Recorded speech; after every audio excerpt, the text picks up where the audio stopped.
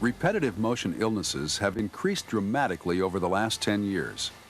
Now, repetitive motion may be responsible for over half of all occupational disorders. Carpal tunnel syndrome, or CTS, is one of the most common repetitive motion illnesses. It can affect anyone from an assembly or production line worker to a postal machine operator to a typist.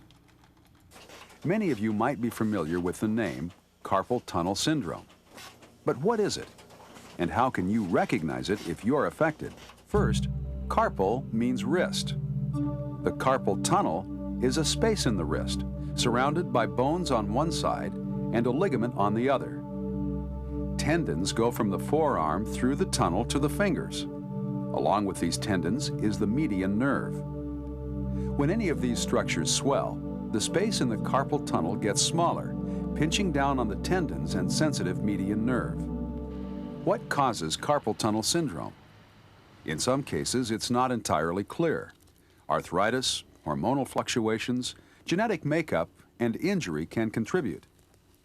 But in the workplace, the most common causes of carpal tunnel syndrome are doing work that uses forceful and/or repetitive hand motions, work that subjects the hands to vibration, and work that puts mechanical stress on the base of the palm or causes wrist deviation. Hobbies that involve these kinds of work, like knitting for example, can also cause carpal tunnel syndrome. So what if your hands or wrists feel sore or hurt as you work? Is it CTS? Or is it muscle fatigue, soreness, or tendinitis? It takes a medical professional to diagnose CTS, but there are some specific symptoms associated with it. People with carpal tunnel syndrome often feel a tingling sensation in the thumb and fingertips. This may progress to numbness or pain in the hands and reduce dexterity. Wrists may feel like they're being put under pressure, like they're in a vice. Or people with CTS may feel sharp pain, extending up throughout their forearm and upper arm. So how long has that been hurting you? For a couple months, but today it's really bad. Really? Well, why don't we fill out an accident report? There are lots of different conditions that can cause pain in the hands and arms. Even if a person has symptoms that fit these descriptions, it takes a medical evaluation to find out if they have carpal tunnel syndrome. If you think you have symptoms of CTS, report them to your supervisor and seek medical attention. The sooner CTS is diagnosed, the better the outcome. Medical evaluation for CTS is made up of tests and physical exams, and a look at the patient's medical history. Workers who might suffer from CTS often fill out a survey to help pinpoint the source of pain. Treatment for carpal tunnel syndrome varies widely, from medications and/or wrist splints to surgery.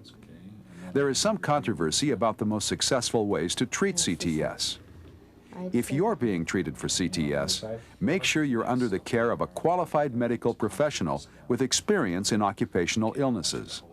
Keep in mind that if your hands and wrists hurt while you're working, you've already lost a great deal of productivity.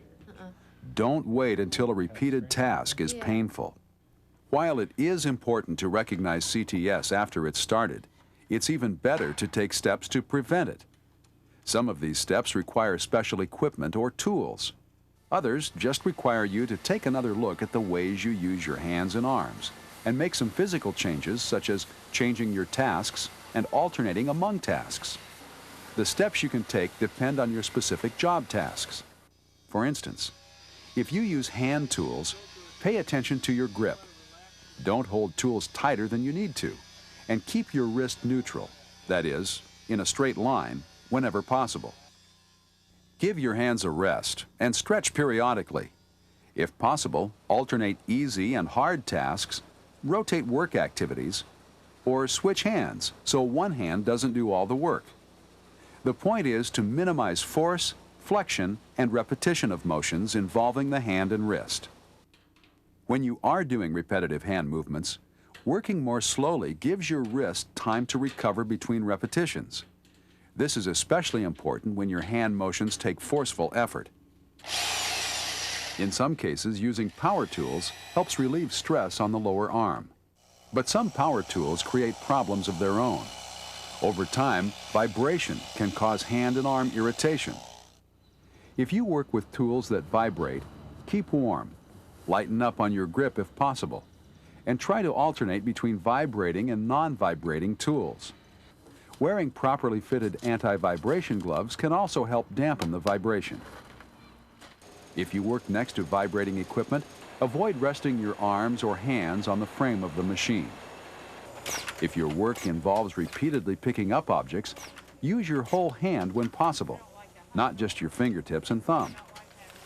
Certain stretches and exercises may also reduce your risk of CTS. Opinions on the value of some specific exercises are mixed, but frequent self-directed stretching can work wonders. And keeping up your strength has definite advantages. If exercise is used at your workplace to help prevent carpal tunnel syndrome, there are several things to keep in mind. First, exercises won't help you if you don't do them, and do them consistently. Second, gently warming up your muscles before you start work is better than waiting until you feel stiff or sore. Okay, calf stretch.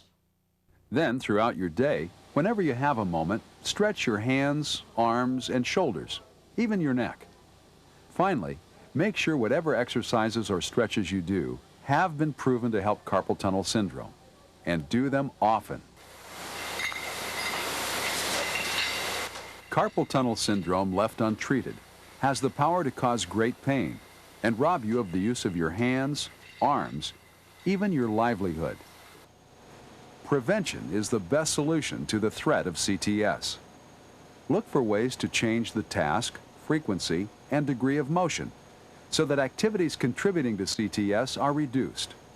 For those already affected, prompt diagnosis and medical treatment are critical to a successful recovery.